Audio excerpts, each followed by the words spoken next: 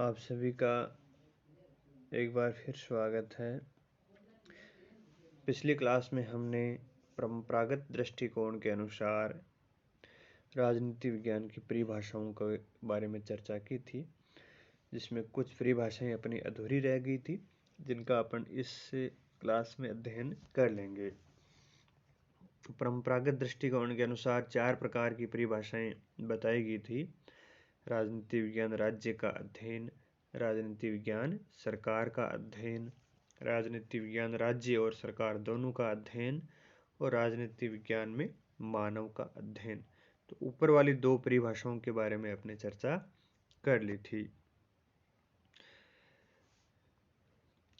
आइए अपन अब तीसरे प्रकार की परिभाषा के बारे में चर्चा करते हैं। राजनीति विज्ञान राज्य और सरकार दोनों का अध्ययन है। कुछ विद्वान ऐसा मानते हैं कि राजनीति विज्ञान राज्य और सरकार दोनों का ही अध्ययन करता है।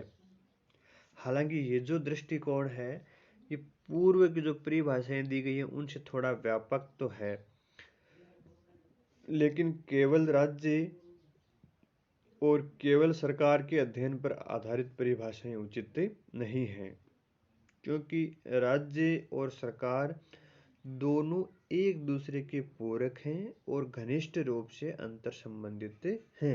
यानी न तो राज्य का बिना सरकार के काम चल सकता और न ही सरकार बिना राज्य के काम चला सकती। तो दोनों का पृथक पृथक अध्ययन करना संभव नहीं है और न ही वांछनीय है। इसलिए कुछ विद्वानों का समूह है राजनीति विज्ञान को राज्य और सरकार दोनों का अध्ययन मानते हैं। तो ऐसे कौन कौन से विचारक हैं जो राजनीति विज्ञान को राज्य और सरकार दोनों का अध्ययन ही मानते हैं? तो ऐसे विचारकों में पॉल जेनेट, डिमॉक और R.N. गिलक्राइस्ट प्रमुख हैं, जिन्होंने राजनीति विज्ञान को राज्य और सरकार दोनों के रूप में परिभाषित, दोनों का अध्ययन करने के रूप में परिभाषित किया है। तो आइए हम इनके द्वारा दी गई परिभाषाओं पर चर्चा करते हैं। पॉल जेनेट ने राजनीति विज्ञान की परिभाषा देते हुए क्या कहा है? पॉल जेनेट ने कहा कि राजनीति विज्ञान समाज विज्ञान का वह भाग है जिसमें राज्य के आधार और सरकार के सिद्धांतों पर विचार किया जाता है। अर्थात पॉल जेनेट ने अपनी परिभाषा में राज्य को भी शामिल किया है और सरकार को भी शामिल किया है। इसी प्रकार दूसरी परिभाषा हम देखते हैं डिमॉक की। तो उनके अनुसार राजनीति विज्ञान क्या है? उन्होंने कहा कि राजनीति विज्ञान का संबंध राज्य तथा उसके यंत्र सरकार से है। इन्होंने भी अपनी परिभाषा में राजनीति विज्ञान को सरकार और राज्य दोनों का अध्ययन ही बताया है। तीसरी परिभाषा देखते हैं गिलक्राइस्ट की। उन्होंने भी कहा कि राजनीति विज्ञान का राज्य और सरकार की सामान्य समस्याओं से संबंध होता है। अर्थात कहने का मतलब इन तीनों विचारकों ने अपनी परिभाषा में राज्य को भी शामिल किया है और सरकार को भी शामिल किया है। तो तीसरे प्रकार की जो परिभाषाएं है वो राजनीति विज्ञान को राज्य और सरकार दोनों का अध्ययन करना बताते हैं। हालांकि ये जो परिभाषाएं दी गई हैं, इन परिभाषाओं के आधार पर हम कह सकते हैं कि राज्य के उद्देश्य की पूर्ति के लिए सरकार का होना जरूरी है और बिना राज्य के सरकार की कल्पना नहीं की जा सकती, क्योंकि जब राज्य ही नहीं होगा तो सरकार कहाँ से होगी। तो इसलिए राजनीति विज्ञान में राज्य और सरकार दोनों का अध्ययन किया जाता है।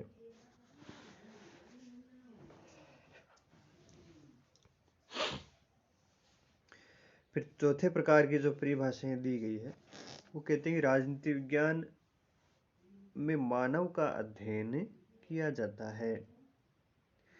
पहले जो 3 प्रकार की परिभाषाएं अपने सामने थी, उनमें केवल राज्य और सरकार जैसी संस्थाओं को तो महत्व दिया गया था, लेकिन राज्य और सरकार के महत्वपूर्ण अंग यानी मानव की अपेक्षा की गई थी, क्योंकि सरकार को चलाने वाला कौन होता है? मनुष्य होते हैं। तो जब तक इनको शामिल नहीं करते हैं तब तक वे परिभाषाएं अधूरी रहती हैं, अपूर्ण रहती हैं। आप जानते हो समाज विज्ञान की विभिन्न शाखाओं में मानव जीवन के विभिन्न पक्षों का अध्ययन किया जाता है, और उनमें एक राजनीति विज्ञान है जो मानव जीवन के राजनीतिक पक्ष का अध्ययन करती है। भाई जैसे अर्थशास्त्र में आर्थिक पक्ष का अध्ययन करते हैं, समाज शास्त्र में सामाजिक पक्ष का अध्ययन करते हैं, भूगोल में मनुष्य के भौगोलिक पक्षों का अध्ययन करते हैं, जीव शास्त्र में जीवन से संबंधित पक्षों का अध्ययन करते हैं। इसी प्रकार राजनीति विज्ञान में मानव जीवन के राजनीतिक पक्ष का अध्ययन किया जाता है, और राज्य तथा सरकार दोनों मानव जीवन के राजनीतिक पक्ष को निर्धारित भी करती हैं, नियंत्रित भी करती हैं और उसको संचालित करने का कार्य भी करती हैं। और मनुष्य भी राज्य और सरकार दोनों को प्रभावित करता है। तो इसीलिए कुछ विद्वान राजनीति विज्ञान को मानव के अध्ययन के रूप में भी परिभाषित करते हैं। तो जैसे गेटल और लास्की जो विचारक थे, उन्होंने राजनीति विज्ञान को मानव जीवन के अध्ययन के रूप में परिभाषित किया है। आइए हम परिभाषाएं देखते हैं गेटल ने क्या कहा है। गेटल ने कहा कि राजनीति विज्ञान में मानव जीवन का राजनीतिक इकाई के रूप में अध्ययन किया जाता है। लास्की ने जो परिभाषा दी है वो देखते हैं। लास्की ने कहा है कि राजनीति विज्ञान के अध्ययन का संबंध संगठित राज्यों से संबंधित मनुष्य के जीवन से है। अर्थात इन दोनों विचारकों ने अपनी परिभाषा में मानव जीवन के अध्ययन करने को भी शामिल किया है।